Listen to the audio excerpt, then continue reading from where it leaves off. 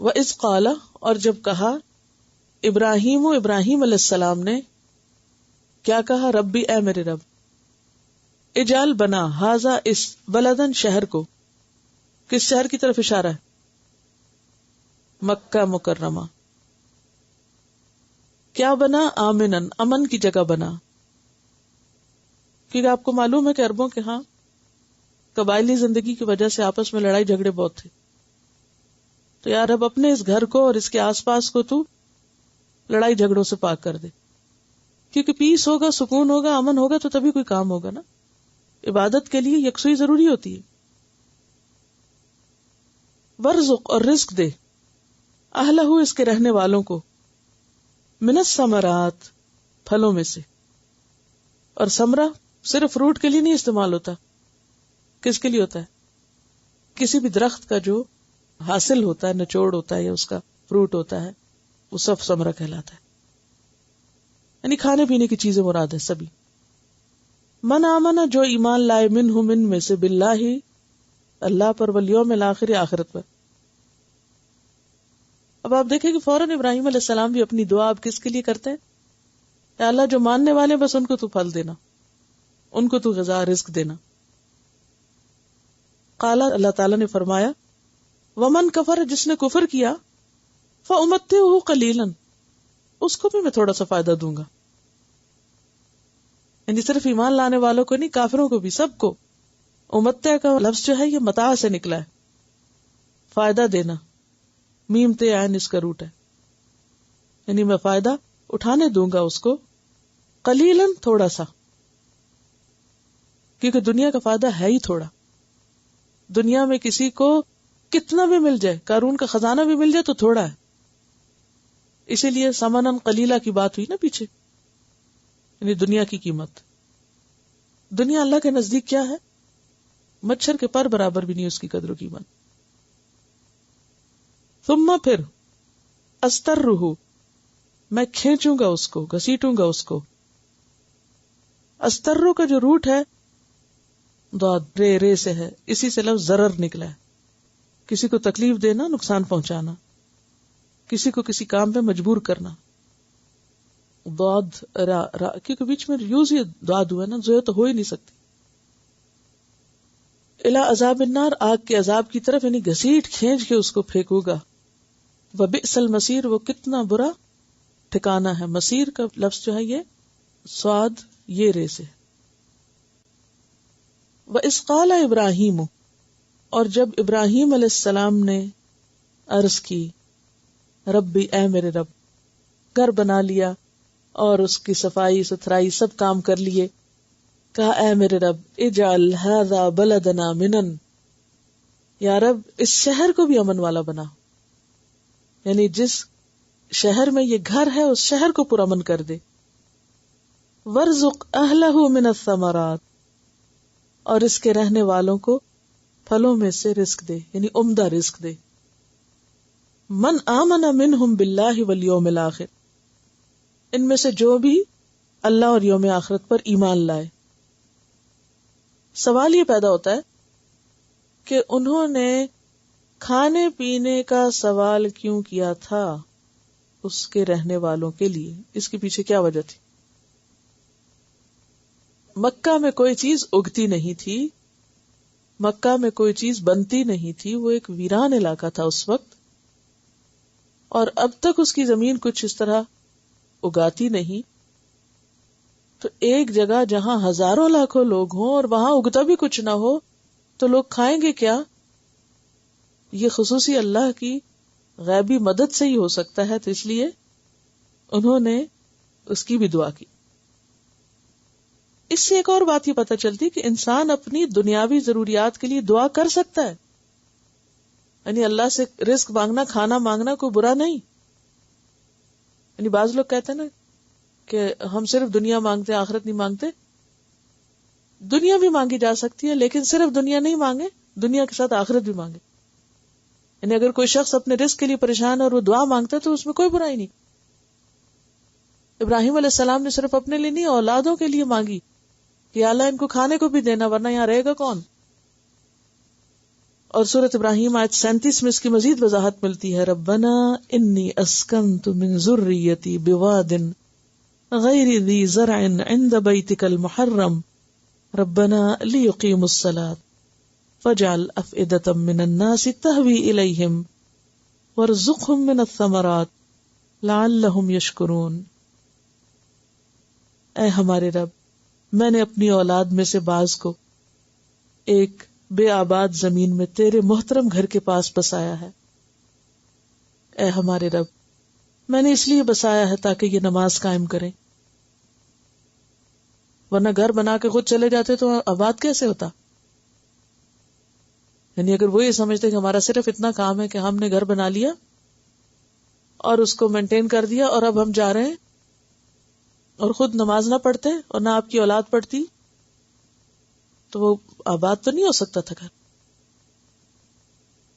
تو یار میں نے اپنی اولاد یہاں اس لیے بسائی ہے تاکہ یہ نماز قائم کریں، بس تو لوگوں کے دل ان کی طرف مائل کر دے، یعنی اور لوگ بھی یہاں آ جائیں کہ یہ آباد ہو گئے۔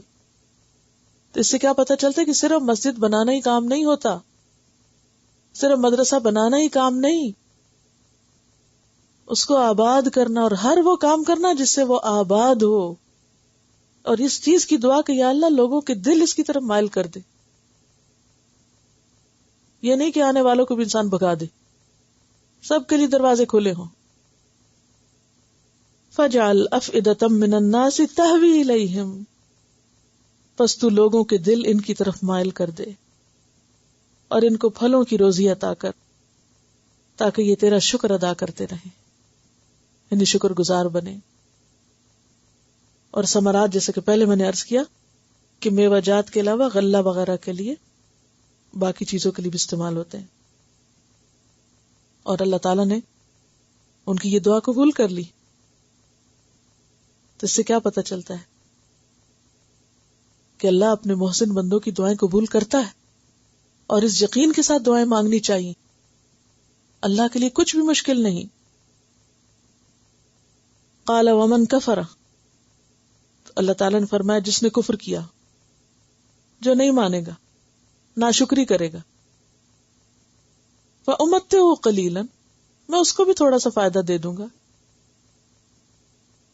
یہی اللہ کا رحمان ہونا ہے کہ وہ ہر ایک کو دیتا ہے، فرما بردار کو بھی دیتا ہے اور نافرمان کو بھی دیتا ہے، لیکن نافرمان پا کے پھول جاتا ہے کہ شاید اللہ راضی ہے مجھ سے، میں دنیا کا کچھ فائدہ ان کو بھی دے دوں گا، ثم اضطرہ الی عذاب النار، پھر قیامت کے دن میں اس کو آگ کے عذاب کی طرف کھینچ کے لے آؤں گا، مجبور کر دوں گا اس کو۔ وبئس المصیر، وہ کتنا برا ٹھکانہ ہے۔ وَإِذْ يَرْفَعُ، اور جب اٹھا رہے تھے، رفع کا کیا معنی ہوتا ہے؟ بلند کرنا، اوپر لے جانا۔ ابراہیم علیہ السلام القواعد، بنیادیں، قواعد جو ہیں قاعدہ کی جمع ہے، القاعدہ، تو قاف عین دال، قاعدہ کا کیا معنی ہوتا ہے؟ بیٹھنا۔ دیوار کی بنیاد کو کیوں القاعدہ کہتے ہیں؟ کیونکہ باقی عمارت اسی پہ بیٹھتی ہے، یعنی وہ ایک طرح سے بیٹھنے کی جگہ ہے، بیس، فاؤنڈیشن جو ہوتی ہے، بنیاد، عمارت اس پہ کھڑی ہوتی ہے۔ جب اٹھا رہے تھے ابراہیم علیہ السلام بنیادیں من البیت، گھر کی، وہ اسماعیل، اور اسماعیل بھی ساتھ تھے، باپ بیٹا دونوں۔ اس سے کیا پتہ چلتا؟ پیاروں کو ساتھ لے کے چلنا ہوتا ہے، یہ بات پتہ چلتی، پیاروں کو ساتھ لے کے چلے۔ جب اللہ تعالیٰ نے ان کو امام بنایا، ایک تو لیڈر بناتے نا لوگ لوگوں کو، اور آپ سوچیں اس سے بڑا کوئی مقام ہے کہ رب کائنات کسی انسان کو لیڈر بنائے۔ اس وقت انہوں نے دعا مانگی، یا اللہ میرے بچے، کہا ظالموں کو نہیں میرا وعدہ۔ تو اس سے کیا پتہ چلتا ہے؟ ابراہیم علیہ السلام کی کون سی خوبی پتہ چلتی ہے؟ کہ وہ دنیا کے امام تو تھے ہی، لیکن اپنی اولاد کو نہیں بھولے تھے، یعنی ساتھ ساتھ رکھا تھا انہوں نے کاموں میں۔ تو اسماعیل کو ساتھ لے کے گھر بنایا تھا، تو ہمیں بھی کیا کرنا ہے؟ بچوں کو ساتھ لے کے چلنا ہے، یہ نہیں کہ خود پڑھنے لگے گا چلو جاؤ یہاں سے، ڈسٹرب نہ کرو مجھے. ان کو بگانا نہیں، ان سے کہنا جو تم میرا سنو، دیکھو میں کیا کر رہی ہوں. ان کے ساتھ گیم کریں. تو تھوڑا تھوڑا ہر روز، جیسے ماں کھانا کھلاتی ہے نا، منہ میں نوالے ڈالتی. یہ چڑیا کو آپ دیکھیں کہ وہ کیا کرتی ہے اپنے بچوں کے ساتھ، چن چن کے لاتی ہے باہر سے، پھر لا کے منہ میں چونچ میں ڈالتی ہے نا، جب تک خود کھانے کے قابل نہیں ہوتی. تو دنیا کا کھانا تو ہم کھلاتے ہیں، مگر روح کا کھانا بھی اسی طرح چونچ میں ڈالا کریں تھوڑا تھوڑا، چاہے نکال ہی دیں. بازو کا آپ کھلاتے وہ بچے باہر نکال دیتے، کوئی بات نہیں، لیکن دے ضرور. فوری طور پر قدر نہیں کریں گے، لیکن کبھی زندگی میں شاید یاد رہ جائے. تو پہلا فرض پورا کرتے ہیں، اگلا تو پھر اللہ کے حوالے، اور پھر ہر انسان کی اپنی چوائس ہوتی ہے. تو ابراہیم اپنے بیٹے اسماعیل کو بھی ساتھ لے کے چل رہے تھے، اور دونوں دعائیں مانگ رہے تھے، ربنا تقبل منا، اے رب ہم سے قبول کر لے. قاف بے لام. انک انت السمیع العلیم، بے شک تو بہت سننے والا، بہت جاننے والا ہے ہمارے دلوں کے حال، ہماری نیتیں، کہ ہم یہ گھر کیوں بنا رہے ہیں، کس جذبے سے بنا رہے ہیں. یعنی اس موقع پر یہ کہنا، ان صفات کا ذکر کرنا کہ تو سنتا ہے، تو جانتا ہے، کیا مطلب ہے اس کا؟ تو ہمارے دلوں کا حال جانتا ہے. تو سوچا آپ نے کہ یہ بنیاد کی بات کی، دیوار کی نہیں کی، چھت کی نہیں کی، حالانکہ بنیاد تو چھپ جاتی نیچے. یعنی اللہ کا گھر بنانے میں اصل چیز جو برکت کا سبب بنتی ہے وہ انسان کی نیت ہے. نیت. یا رب تو دلوں کا حال جانتا ہے. یعنی کوشش اپنی جگہ، جتنی خالص نیت سے اللہ کے دین کا کام کریں گے نا، تو تھوڑی سی ایفرٹ بھی بہت بابرکت ہو جائے گی. وَإِذْ يَرْفَعُ إِبْرَاهِيمُ الْقَوَاعِدَ مِنَ الْبَيْتِ وَإِسْمَاعِيلُ، اور جب ابراہیم علیہ السلام اور اسماعیل علیہ السلام گھر کی بنیادیں اٹھا رہے تھے، دونوں باپ بیٹا. اب آپ دیکھیے کہ ایک مکان بنانے کے لیے، چاہے ایک کمرہ ہی بنانا ہو، کتنے لوگوں کی ضرورت ہوتی ہے نا، اور کتنے کاریگر چاہیے ہوتے ہیں. جبل کعبہ آپ میں سے شاید کچھ لوگوں نے دیکھا، اب تو خیر انہوں نے وہاں سے کافی اس کو ریموو بھی کر دیا. کہا جاتا ہے کہ اس کو جبل کعبہ اس لیے کہتے کہ وہاں جاتے، پتھر کاٹتے، اٹھا کے لاتے، اور پھر اس کو چنتے اور تعمیر کرتے. تو آپ خود سوچیں کہ کتنا مشقت کا کام تھا یہ بھی، پہاڑ کاٹنا، اینٹیں اٹھانا، لانا، یہ ساری محنت مزدوری خود کی، اور یہ امام ہے دنیا کے. اسلام میں امامت اس چیز سے نہیں روکتی کہ آپ تعمیر کا کام نہ کریں. آپ کچھ بھی کریں، اگر آپ میں تقویٰ ہے تو آپ اللہ کے بڑے ہی پیارے ہیں. چاہے آپ جھاڑو لگانے والے، چاہے آپ مزدوری کرنے والے، چاہے آپ پتھر کاٹنے والے، چاہے آپ کوئی بھی کام کرتے ہیں، اللہ کسی کی شکل و صورت اور کسی کی ظاہری سٹیٹس کو نہیں دیکھتا. وہی دیکھتا ہے کہ دل کا تقویٰ کیا ہے، اندر ایمان کتنا ہے. تو ابراہیم علیہ السلام اور اسماعیل علیہ السلام گھر کی بنیادیں اٹھا رہے تھے، اور وہ کہہ رہے تھے ربنا تقبل منا، اللہ تو قبول کر لے. کوئی احسان نہیں جتا رہے تھے کہ ہم نے تو بڑا کمال کر لیا، ہم نے یہ کیا، ہم نے کوئی شوقیاں نہیں بکاری. کیا؟ ربنا تقبل منا. یہ کس کے منہ سے ایسے الفاظ نکلتے ہیں جو اپنے کام پر فخر اور غرور نہ کرے، جسے اپنی نیکی پر کوئی تکبر اور مان نہ ہو، جو سب کچھ کر کے بھی کیا سمجھے، حق نہیں ادا ہوا، ابھی تو کچھ نہیں کیا، ابھی تو اور بہت کچھ کرنا ہے. یا رب تو اسے قبول کر لے. اسے قبولیت کی فکر ہو جاتی ہے. کام کرنے والے بندے کی نظر کام پہ نہیں ہوتی کہ میں نے کیا کیا، کیا کمال اور کیا تیر مارے، وہ نہیں دیکھتا. اس کو فکر کس بات کی لگ جاتی ہے کام کر کے بھی،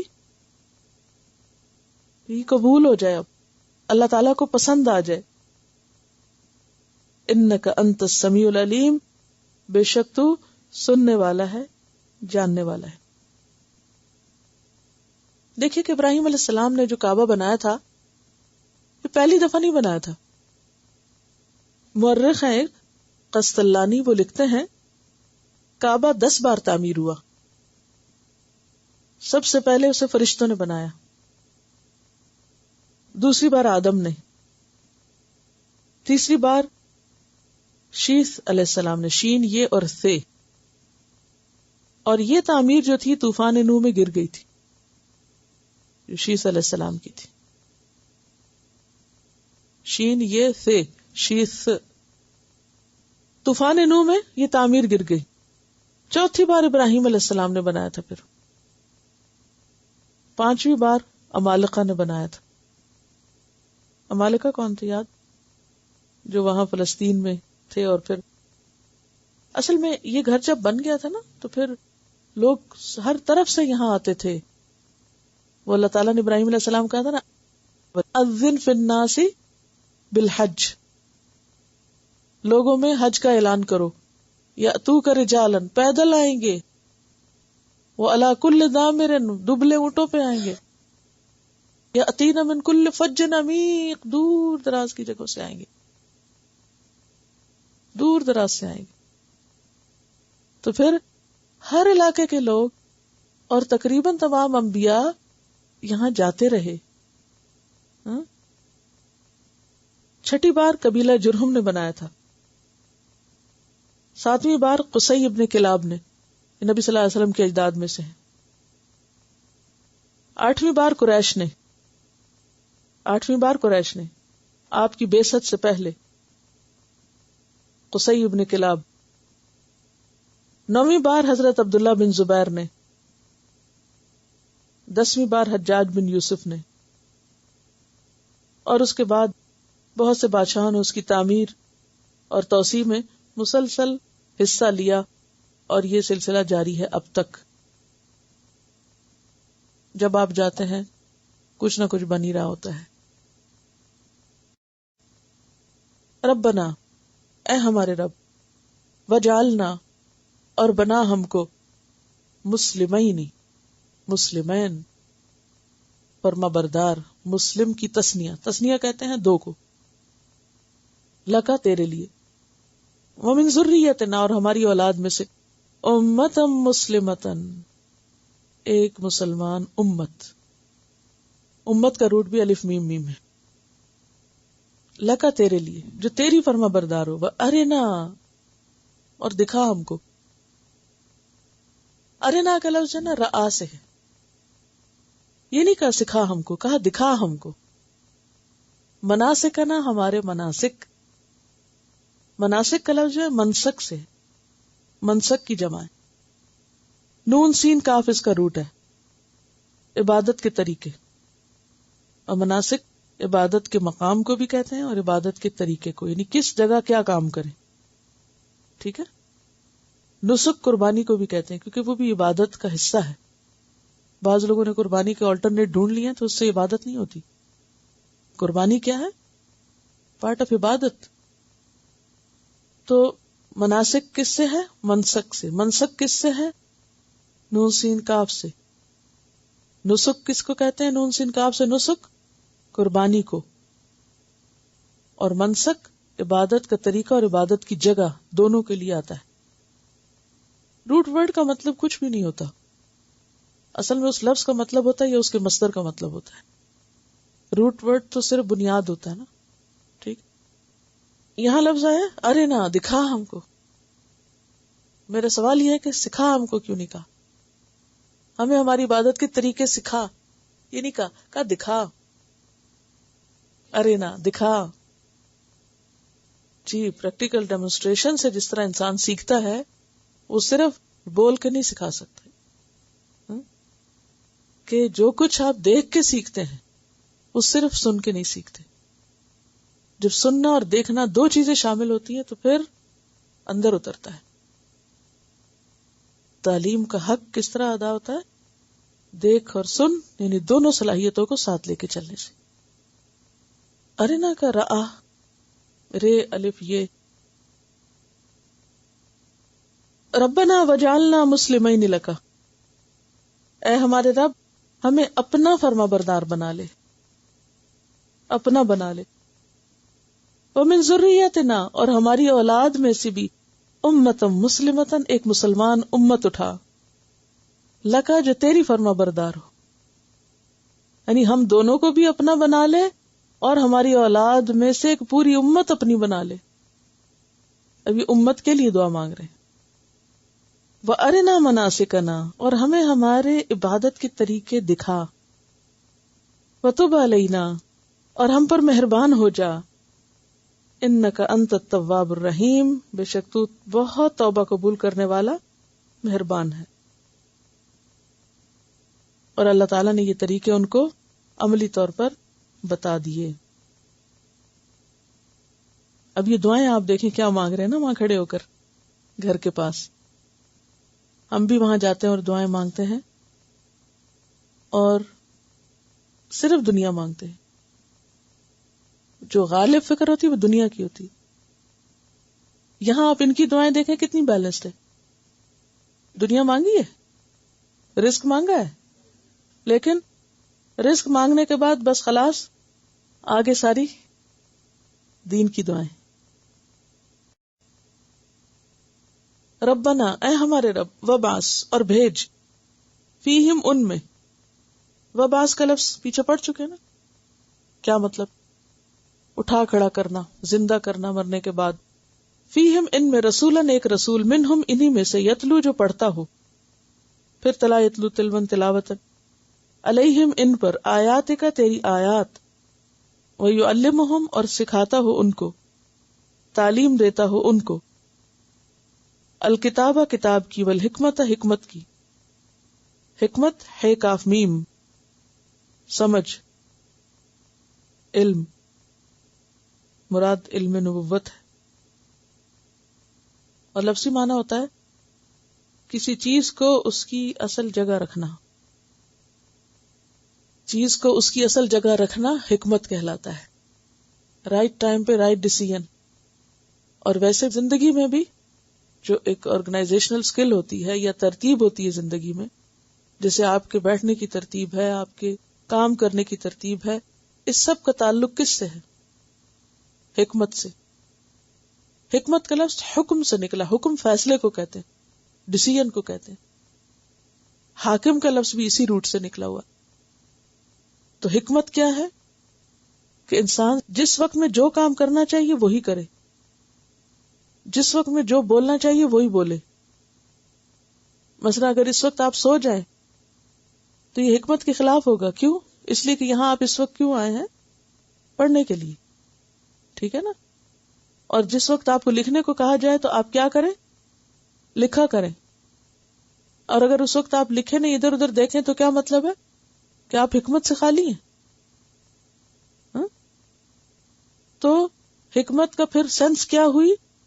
ٹائم اینڈ پلیس صرف نہیں، کسی چیز کو اس کی اصل جگہ، اصل مقام پہ رکھنا. یعنی جو کام جس وقت کرنا چاہیے، جس جگہ کرنا چاہیے، جس طرح کرنا چاہیے ویسا ہی کرنا. ٹھیک ہے نا. Right time, right place, right decision, right method, right way of doing things, یہ سب حکمت سے تعلق رکھتا ہے. اب آپ دیکھیے، ان کو کتاب کی تعلیم دے اور حکمت کی تعلیم دے. یعنی صرف کتاب نہ پڑھا دے بلکہ کیا سکھائے؟ کہ کتاب کی امپلیمنٹیشن کیسے کرنی ہے، عمل کیسے کرنا ہے، یہ مراد ہے. تو آپ نے کیسے سکھایا تھا؟ پریکٹیکل ڈیمونسٹریشن کے ساتھ. عبادت کے طریقے حج کے خود کر کے دکھایا تھا. حج ساتھ ایک ایک کام کر کے دکھایا تھا. نماز پڑھ کے دکھائی تھی، اور چیزیں بھی کر کے دکھائی تھی. وَيُزَكِّيهِمْ، اور ان کا تزکیہ کرے. تزکیہ، زے کاف واو، اسی سے لفظ زکات نکلا ہے. زکات کے دو معنی ہوتے ہیں. ایک ہے نشو نما کرنا، کسی چیز کو بڑھانا، اور دوسرا ہے پاک کرنا. تو ان کا تزکیہ کرے سے مراد کیا ہے؟ ان کی خیر کو یا ان کے اندر جو پوٹینشل ہے اس کو ابھارے، نکالے، اسے استعمال کرے، اور ان کے اندر جو برائیاں ہیں ان کو نکال باہر کرے. اور صحابہ کرام کے ذریعے یہ کام ہوا تھا نا. تعلیم کا اصل مقصد یہ ہوتا ہے کہ انسانوں کے اندر جو خیر خوبی ہے وہ باہر آئے. ان کے اندر جو صلاحیت ہے، جو قابلیت ہے، جو لیاقت ہے جو اللہ نے عقل سمجھ رکھی ہے وہ استعمال کرنے کے قابل ہوں، وہ زندگی میں ایک مفید انسان بنے. دیکھیے کسی بھی کام کو انسان اسی وقت صحیح طور پہ کر سکتا ہے جب اس کے بارے میں اس کا یہ یقین پختہ ہو کہ جو میں کر رہا ہوں وہ ٹھیک کر رہا ہوں. اور اگر یہ نہ ہو تو انسان ڈاواں ڈولی رہتا ہے، پھر وہ سوچتا کروں یا نہ کروں، کروں یا چھوڑ دوں، ضرورت بھی ہے کرنے کی یا نہیں بھی ہے. تو یہ بھی فیصلے سے متعلق چیز ہے نا، اس میں بھی حکمت ہے نا. قرآن میں آتا ہے یؤتی الحکمت من یشاء، جس کو وہ چاہتا ہے اللہ اس کو حکمت دیتا ہے، اور جس کو حکمت مل گئی اس کو کیا مل گیا؟ بہت بڑی بھلائی مل گئی. اس کے لیے تو پھر بھلائیوں کے دروازے کھل گئے. ہاں تو حکمت کیا ہے؟ Right decision. اگر ساری باتوں کو صحیح جگہ پر صحیح کام کرنا، صحیح وقت میں صحیح طریقے سے سارا صحیح صحیح صحیح، کیا ہے پھر رائٹ ڈیسیژن؟ آپ ہر وقت ڈیسیژن لے رہے ہوتے ہیں اندر، اچھا یہ کام کروں یا نہ کروں، یہ لکھوں کہ نہ لکھوں، یہ بولوں کہ نہ بولوں، یہ چلوں کہ نہ چلوں، یہ پڑھوں کہ نہ پڑھوں. یہ ڈیسیژن ہے نا آپ کا. آپ یہاں بیٹھے ہوئے، یہ آپ کا فیصلہ ہے نا کہ جبر ہے؟ فیصلہ ہے. اب یہ فیصلہ اگر پورے کانفیڈنس سے کیا ہے اور اس میں آپ کا شرح صدر ہے کہ میرا فیصلہ درست ہے، تو آپ کے کام کی کوالٹی ایک دم بڑھ جائے گی. آپ پھر یقیناً حق کا تلاوت ہی کر سکیں گے.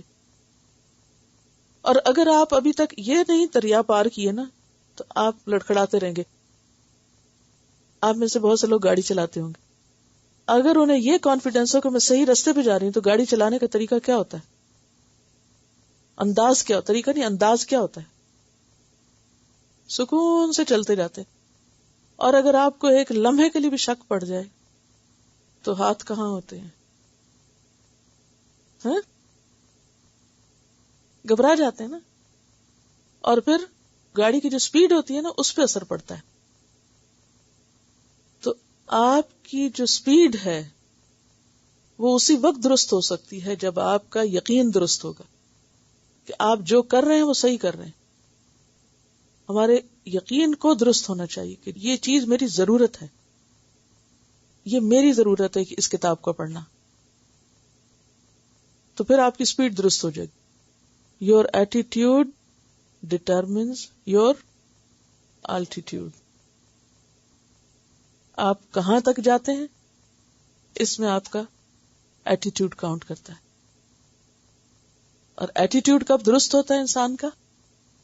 جب کسی کام کے کرنے میں اس کو صحیح فائدہ نظر آ رہا ہو کہ اس میں میرا فائدہ ہے. کیونکہ خاسرون کی بات ہوئی نا، تو خاسرون کا الٹ ہے مفلحون. مفلحون کے لیے شرط کچھ اور ہے، خاسرون کے لیے طریقہ کچھ اور ہے. تو اب آپ کو اپنے بارے میں خود فیصلہ کرنا ہے کہ جو کچھ آپ کر رہے ہیں وہ کیوں کر رہے ہیں. ابھی دوسروں سے زیادہ ہم سب کو اپنی فکر کی ضرورت ہے. ٹھیک ہے. ربنا وبعث فیہم رسولا منہم، اللہ ان کے اندر سے ایک رسول اٹھا. اس دعا سے کیا پتہ چلتا ہے کہ اس پیغمبر کو اسماعیل علیہ السلام کی اولاد ہی میں سے آنا تھا،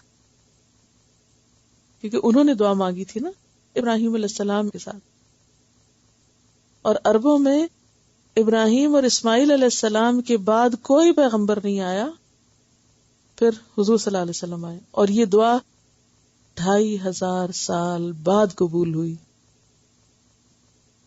2500 سال بعد دعا قبول ہوئی پیغمبر آنے کی. ہم کب چاہتے ہیں ہماری دعائیں قبول ہو جائیں؟ آج ہی ہو جائیں. جی اب آپ دیکھیں کہ بندے کا کام ہے مانگتا رہے. اگر آج نہیں بھی کوئی چیز سامنے آ رہی تو کبھی آئے گی. اگر آپ دنیا میں نہیں بھی دیکھ سکے تو قیامت تو اللہ نے اسی لیے رکھی ہے نا کہ آپ کو آپ کی کوششوں کا بدلہ دکھائے، وہاں سکھائے، وہاں سامنے آ جائے. ربنا ہے ہمارے رب، وبعث فیہم رسولا منہم، رسولا منہم، رسولا نہیں کہا صرف، الفاظ ہیں کتنے چنے ہوئے. رسول انہی کے اندر سے اٹھا. اور پھر صرف رسول نہیں مانگا, کیا کہا؟ یتلو علیہم آیاتک, ان پر تیری آیات پڑھ کے سنائے, ان پر آیات کی تلاوت کرے. وَيُعَلِّمُهُمُ الْكِتَابَ وَالْحِکْمَةَ, اور انہیں کتاب اور حکمت کی تعلیم دے. وَيُزَكِّيهِمْ, اور صرف تعلیم نہیں, تزکیہ کرے ان کا, ان کو تعلیم پر عمل کا طریقہ بھی سکھائے. اِنَّكَ أَنْتَ الْعَزِيزُ الْحَكِيمُ, بے شک تو بہت زبردست حکمت والا ہے. اور پھر ہم دیکھتے ہیں سورۃ جمعہ میں اور سورۃ آل عمران میں دعا قبول ہوتی نظر آتی ہے. هو الذی بعث فی الأمیین, انہوں نے مانگا رسولا منہم, اللہ نے بھی ایز اٹ از دعا قبول کی. اللہ نے بھیجا ایک رسول امیوں کے اندر. امی کون تھے؟ عرب. اور اس کے مقابلے میں اہل کتاب کون تھے؟ یہود و نصارہ. تو یہ پیغمبر کہاں آیا؟ امیوں کے اندر. یتلو علیہم آیاتہ ویزکیہم ویعلمہم الکتاب والحکمہ وآخرین منہم لما یلحقوا بہم. سورۃ جمعہ کی آیت 2 اور 3 ہے. اور آپ صلی اللہ علیہ وسلم فرمایا کرتے تھے کہ انا دعوت ابی ابراہیم, میں اپنے باپ ابراہیم کی دعا ہوں. اور بشارت عیسیٰ بھی ہے نا, عیسیٰ علیہ السلام کی بشارت. اور اپنی والدہ کا خواب ہوں. تو اس میں آپ دیکھیے کہ یہ کام تھے جو ابراہیم علیہ السلام نے چاہے تھے اس پیغمبر سے جو امت مسلمہ کے اندر آئے, اور پھر امت مسلمہ کی جو ذمہ داری ہے وہ بھی انہی 4 کاموں کی تجدید اور ان کو آگے لے کے چلنا ہے. کیونکہ پیغمبروں کا سلسلہ تو رسول اللہ صلی اللہ علیہ وسلم پہ ختم ہو گیا. اب صرف رسول نہیں مانگا, کیا کہا؟ امتم مسلمتن. الفاظ پہ غور کیا کیجیے. وَمِن ذُرِّيَّتِنَا أُمَّةً مُسْلِمَةً, کہ آخری رسول آئے گا اور اس کے بعد رسولوں والا کام کون کرے گا؟ امتم مسلمتن, یہ مسلمان امت کرے گی. اور کیسے کرے گی, کیا کرے گی؟ یہ 4 کام کرنے ہیں, اور یہی 4 کام اور یہی 4 چیزیں آپ کے نصاب کا حصہ ہیں. آپ کو بھی یہی 4 کام کرانے, آپ کو بھی یہی 4 کام کرنے. نمبر 1, تلاوت کتاب, حق کا تلاوت ہی, حروف کا حق, الفاظ کا حق, یعنی لفظ اور حفظ. اور یعلمہم الکتاب میں معنی آتا ہے, کتاب کا معنی. اسی لیے پیغمبر بھیجا ساتھ, معلم ساتھ تھا. تو نبی صلی اللہ علیہ وسلم معلم بھی تھے. وَيُعَلِّمُهُمُ الْكِتَابَ, وہ انہیں کتاب کی تعلیم دے. یہ کتاب کی تعلیم دینا, اس کے لیے دعا مانگی تھی کس نے؟ ابراہیم علیہ السلام نے, کہ یا رب جو پیغمبر ہو وہ یہ کام کرے, اور پھر امت مسلمہ بھی اسی طریقے پہ آگے چلے. والحکمہ, اور حکمت. حکمت کیا ہے؟ وہ بصیرت, وہ سمجھ کہ جس سے کتاب پر عمل کیا جا سکے. سنت, یعنی کون سا کام کیسے کرنا ہے, کب کرنا ہے. اب آپ دیکھیے کہ تعلیم کے لیے کون چاہیے ہوتا ہے, یا خود ہی ہم معلم ہیں اپنے. عربوں میں آ رہا ہے رسول جو زبان کے ماہر ہیں, زبان آتی ہے ان کو, ہمیں تو زبان بھی نہیں آتی, پھر بھی ہم اپنے معلم خود بنے ہوئے, خود ہی معلم خود ہی مفسر. تو پیغمبر عربوں میں آ رہا ہے جو زبان کے ماہر ہیں, اور پھر صرف کتاب نہیں دے رہا, خود سکھا رہا ہے. یعلمہم الکتاب, صرف کتاب نہیں سکھا رہا، حکمت بھی دے رہا ہے، سمجھ بھی دے رہا ہے کہ کس طرح عمل کرنی، اس کو کھول کے بتا رہا ہے. یہ کتاب کی تفصیل، اور صرف تفصیل ہی نہیں، وَيُزَكِّيهِمْ، ایک ایک اندر اور باہر سے جو چیز ادھر ادھر کے اثرات سے، یعنی کہ ذہنی پولوشن اور جو عملی طور پر اخلاق اور کردار میں جو چیزیں آئی ہیں، ان میں سے ایک ایک کو نکال کے الگ کرے، صاف کرے. تو معلم کا کام صرف پڑھانا نہیں. معلم کا کیا کام ہوتا ہے جی؟ تربیت بھی کرنا، اخلاق سنوارنا، تزکیہ کرنا. وَيُزَكِّيهِمْ. اب اس میں آپ دیکھیے کہ نبی صلی اللہ علیہ وسلم صرف لوگوں کو تعلیم نہیں دیتے، جب کوئی غلطی کر رہا تھا تو اس کو پکڑتے بھی تھے. ایک دفعہ حضرت ابو ذر جو تھے، انہوں نے حضرت بلال کو صرف اتنا کہا تھا، اے کالی ماں کے بیٹے، صرف اتنی بات کہی تھی. تو آپ صلی اللہ علیہ وسلم نے حضرت ابو ذر پہ بہت شدید گرفت کی. آپ نے فرمایا انک امرؤ فیک جاہلیہ، تو ایسا شخص ہے جس میں ابھی تک جاہلیت کا اثر باقی ہے. یعنی ڈانٹ دی ان کو، یہ لفظ نہیں بول سکتے تم. حالانکہ بات تو صحیح تھی، وہ تھے تو وہی، لیکن انداز میں حقارت تھی نا، تو آپ نے وہ لفظ نہیں استعمال کرنے دیا. تو استاد کا کام صرف آنکھیں بند کر کے پڑھاتے نہیں جانا ہوتا، بلکہ وہ اپنے شاگردوں پر نظر بھی رکھے. جہاں جو چیز غلط دیکھے اس کی اصلاح کرے، اس کی طرف توجہ دلائے، ورنہ شاگردوں کا نقصان ہو جائے گا. وہ کچھ نہیں پا سکیں گے جو پانا چاہیے. اور اس میں ایک پوری کتاب ہے غلطیوں کی اصلاح کا 90 طریقہ، کہ آپ نے کس کس طرح کس کس موقع پر لوگوں کی اصلاح کی. ٹھیک ہے نا؟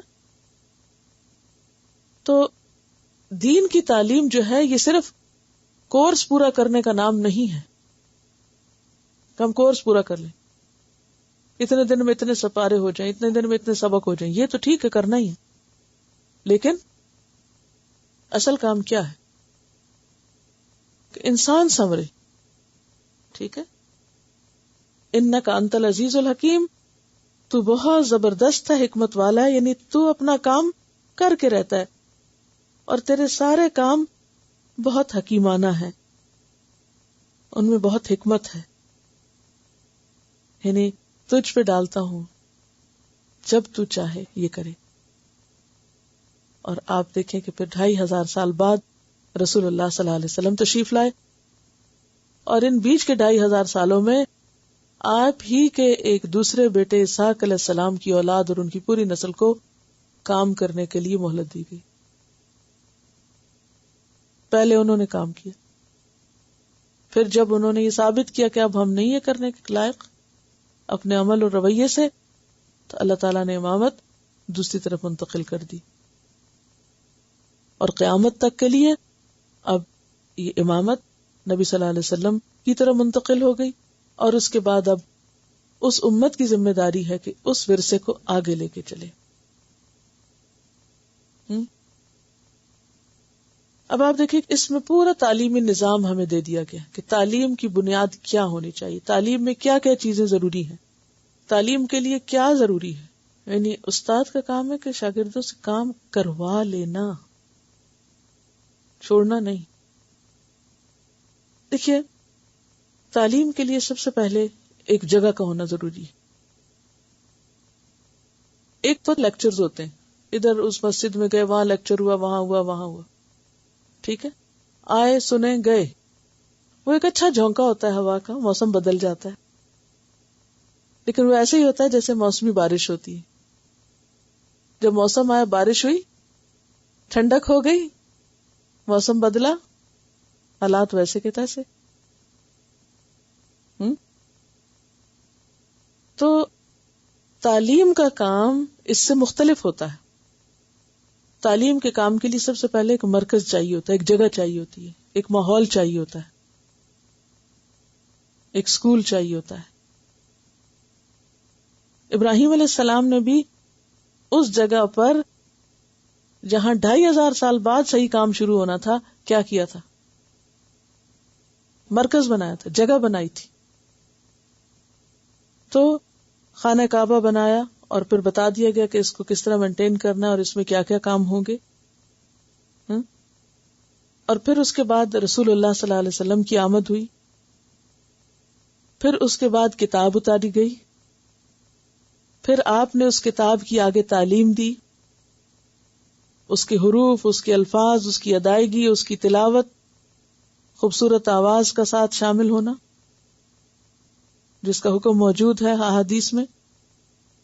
یہ ساری چیزیں نصاب کا ایک حصہ. پھر کتاب کی تعلیم، پھر اس پر عمل کا طریقہ، حکمت، سنت، اور پھر اخلاق اور کردار اور معاملات کی اصلاح. تو گویا ماحول، معلم، طالب علم، سلیبس، نصاب، اور پھر باقی جتنے بھی اس کی ریکوائرمنٹس ہیں، ٹھیک ہے نا. تو یہ تمام چیزیں جو ہیں یہ ایک پورا سسٹم کے ساتھ کام ہوتا ہے. اور پھر جو جو سیکھا اس پہ ساتھ ساتھ عمل بھی کرتے چلے جانا. تو جب تک انسان ساتھ ساتھ کام کرتا نہیں ہے اس وقت تک بات بنتی نہیں ہے.